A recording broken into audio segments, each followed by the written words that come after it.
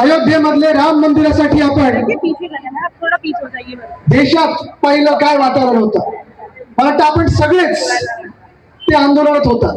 जवळपास आपली जी पिढी आहे, माझ्या आधीची जी पिढी आहे, जे दशक होती 90ची असतील, 2000ची असतील, अनेक लोकांनी आपण कार सेवा केली असेल, अयोध्येला गेलं असेल, आणि हे सगळं केल्यानंतर आपण पाहिलं होतं की माझे आजोबा वंदनीय हिंदू सम्राट बाळासाहेब ठाकरे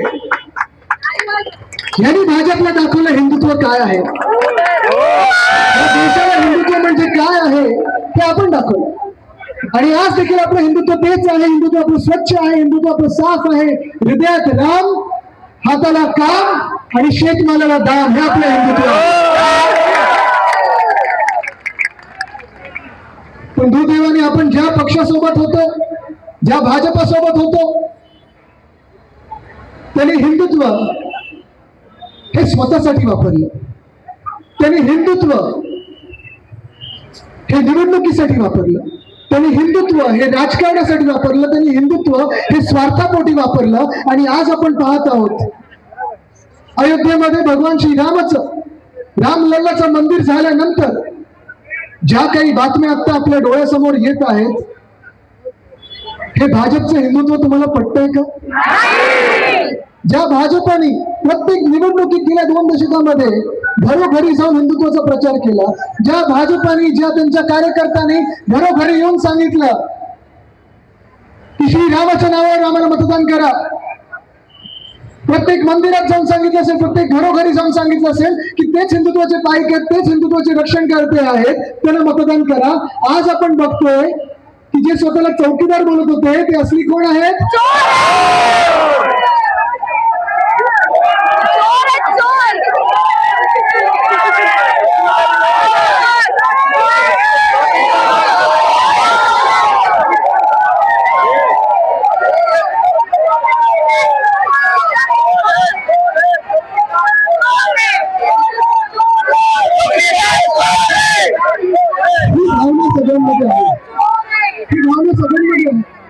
आज तुम्ही काम करा,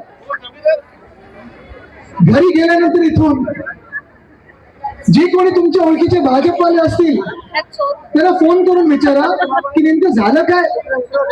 उत्तर नाही त्यांच्याकडे. काल परवाकडे तुम्ही माझा व्हिडिओ पाहिला असेल, विधानसभेतला होता.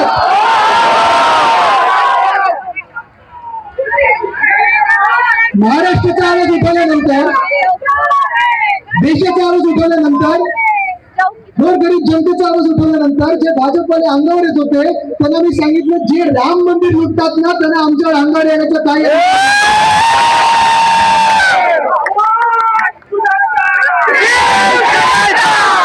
आज वेळ आलेली आहे की आपल्याला जागृत होणं गरजेचं आहे. कदाचित निवडणुका पुढचे 3 वर्ष नाहीये, पण हे जे झालेलं आहे ते आपल्याला विसरून चालणार नाही.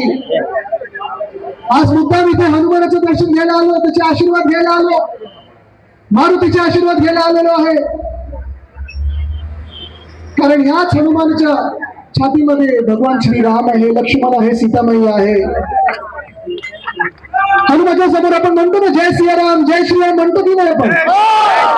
आज इथे हनुमानजी इथे आहेत स्टेजवर, मी त्यांना नमस्कार केला आल्या. पण फरक हा आहे, जे खरे हिंदू आहेत, जसं तुम्ही आणि आम्ही आहोत, आपण भाजपासारखे सगळीकडे बोलत नाही ना, आम्ही हिंदुत्वादी आहे, आमच्या रक्तात हिंदू आहे, आमचं रक्त भगवा आहे. पण जे भाजपचे लोक आहेत, 2 दिवसापूर्वीचा 3 दिवसापूर्वीचा व्हिडिओ मी तो टाकला, फोटो माझ्या सोशल मीडियावर पण टाकलेला आहे, तुम्ही पाहिलं असेल. संतोषजी त्यांचे जे अध्यक्ष, भाजपाचे अध्यक्ष नितीन नवीन, त्यांच्या रोड शो मध्ये त्यांचं स्वागत करताना हनुमानाला नाचताना दाखवलं.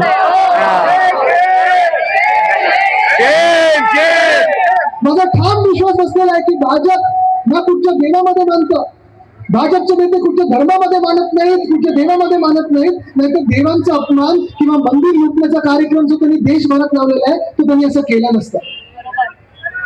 हे आपण समजून घेणं गरजेचं आहे. किती गंभीर प्रकारे तुम्ही समजून घेणं गरजेचं आहे. आणि हे जे सांगतात ना हिंदू खतरे में आहे, हिंदू खतरे में आहे, कधीपासून घोषणा ही आली हो हिंदू खतरे में ची? 2014 पासून यांच्या काळात आली. हेच सगळे बोलतात हिंदू खतरेमध्ये, तरी हिंदूने लुटणारी हीच भाजपा आहे. 2-3 उदाहरणं देतो तुम्हाला. पहिलं उदाहरण आहे उज्जैनचं.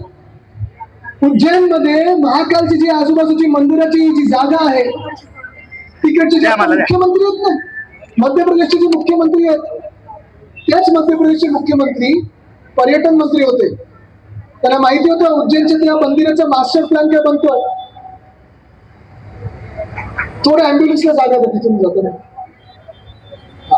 त्यांना माहिती होतं उज्जैनच्या अवतीभोवतीच्या जमिनी आहेत, त्यांचा मास्टर प्लॅन बनतोय, सरकार विकत घेणार आहे. हेच स्वतः पर्यटन मंत्री ह्यांच्याच परिवाराने अवतीभोवती जागा घेतल्या आणि त्या जागा विकल्या कोणाला? मध्य प्रदेश सरकारला. मुख्यमंत्री कोण? स्वतः. हे असले धंदे करतात आणि आपल्याला हिंदुत्वाचं सर्टिफिकेट द्यायला येतात. मान्य आहे तुम्हाला ही भाजप? तसंच 2 वर्षापूर्वी मी जेव्हा वाराणसीत गेलो होतो, तिथे वाराणसीमध्ये ज्या कुठच्याही तुम्ही मंदिरात जा, ज्या मंदिरात गेलात तुम्हाला तिकडचे पुजारी सांगतील, तिकडचे जे परिवार आहेत तिथे घरोघरी मंदिर आहे. आणि वाराणसीमध्ये तुम्हाला सांगतील, बनारसमध्ये तुम्हाला सांगतील की भाजप का सरकार जब से बना है हजारों मंदिरों पे बुलडोजर चला है, हजारों मंदिरों पे. प्राचीन मंदिरात घरोघरी मूर्ती आहेत, प्राचीन मूर्ती आहेत, प्राचीन मंदिरात. प्रत्येक गल्लीमध्ये कुठचं तरी घर असेल तर घरामध्ये मंदिर आहे. कॉरिडॉरच्या नावाखाली बुलडोजर जो अनधिकृत बांधकामावर चालवतात, ते बुलडोजर त्यांनी या मंदिरांवर चालवले आहेत. मूर्त्या ज्या आहेत त्या स्टोन कटरनी कापलेल्या आहेत, स्टोन कटर. अशी लोक देवामध्ये विश्वास ठेवू शकतात का? सोडा. जसं मी सांगितलं हनुमान स्वतः समोर नाचवलं, तसे यांचे कितीतरी भाजपवाल्यांचे फोटो पाटावर उभे, दूध घालून त्या पाटावर उभे, त्या पाटावर स्वस्तिक काढलेले.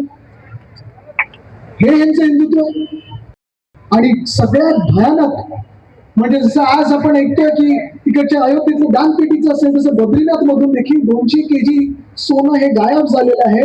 शंकराचार्यांनी प्रश्न विचारलेला आहे, उत्तर द्यायला कोणी नाही. भाजपचं सरकार आहे, हिंदुत्ववादी सरकार आहे आणि तरी हिंदू खतरे में आहे. पण तुम्ही विचार करा, या मंदिरात जर तुम्ही गेलात आणि कोणाचे इथे पैसे पडले असतील, तुम्ही उचलून स्वतःच्या खिशात टाकणार की दानपेटीत टाकणार? ही आपली भावना असते ना. आपण देवाला घाबरणारे लोक आहोत, आपण देवावर प्रेम करणारे लोक आहोत, आपण देवावर विश्वास ठेवणारे लोक आहोत. आणि जर आपल्याला मंदिराच्या परिसरामध्ये 10 रुपये दिसले, 2 रुपयाचं नाणं दिसले, 1 रुपयाचं काही असले, किती आपल्याला गरज असेल तरी आपण देवासमोर जाऊन मागणी करू की देवा मला मदत कर, देवा मला पाव. पण ते पैसे आपण खिशात टाकणार नाही, ते जाऊन दानपेटीतच टाकतो. हा खरा हिंदू, हे आपले संस्कार आहेत. पण हे जे चंपतराय, अनिल मिश्रा आणि अजून 4-5 जी नावं येत आहेत, ह्यांनी दानपेटी लुटली. दानपेटी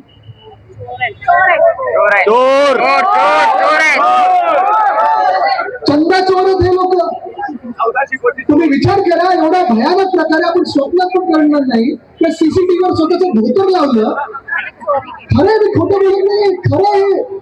सीसीटीव्ही होती त्या मंदिराच्या तिथे, आतली सीसीटीव्हीवर धोतर लावलं म्हणजे दिसणार नाही. आणि कुठे कुठे देवाच्या दानपेटीचे पैसे तुम्ही सॉक्स मध्ये टाकता, त्याच्यातून तुम्ही जाऊन बाथरूम मध्ये लपवता, त्याच्यातून तुम्ही बाहेर देता.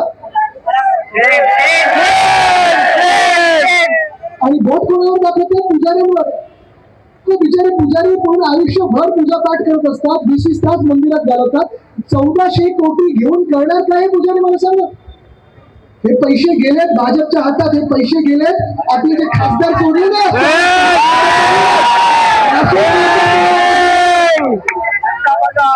गोरगरीब जनतेचे, प्रामाणिक लोकांचे पैसे तुम्ही एखादं काहीतरी मागतो देवाकडे, आपण ते दानपेटीत टाकतो. खिशात जेवढे ते तेवढे टाकतो. आपण विचार नाही करत 500ची नोट आली की 2000ची नोट आली की अमुक आली की अमुक आलं. कोणाचं आहे? भाजपचं आहे. तिथे काल काली मातेचं एक मंदिर पाडलं. कोणी पाडलं? पीडब्ल्यूडी. पीडब्ल्यूडी कोणाचं? भाजपचं. सरकार कोणाचं? हा विचार तुम्ही करायचा. खरं तर आपल्या देशामध्ये चर्चा कसं व्हायला पाहिजे? बेरोजगारीवर व्हायला पाहिजे, महागाईवर व्हायला पाहिजे, जी आपली आर्थिक स्थिती झालेली देशाची त्याच्यावर व्हायला पाहिजे. ती न होता गेल्या 10 वर्षामध्ये भाजपने फक्त भांडणं लावली. धर्माधर्मामध्ये असेल, जातीमध्ये असेल, आपल्याला ह्याच्यात व्यस्त ठेवलं, आरत्यांमध्ये व्यस्त ठेवलं, पूजापाठमध्ये व्यस्त ठेवलं, भक्तीमध्ये व्यस्त ठेवलं.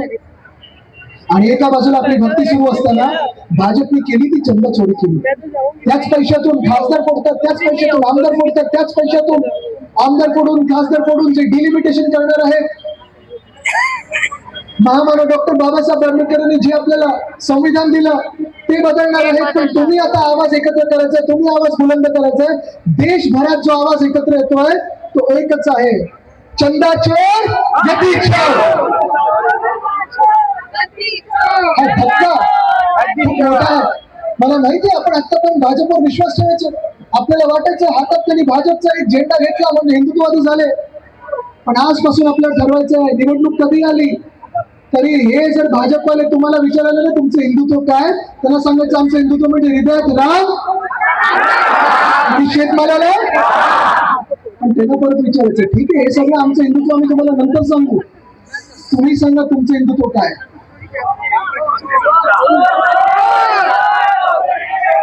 आता घरोघरी जाऊन आपल्याला हिंदू जागृत करायचं आहे, घरोघरी जाऊन आपल्याला आपल्या देशवासियांना जागृत करायचं आहे.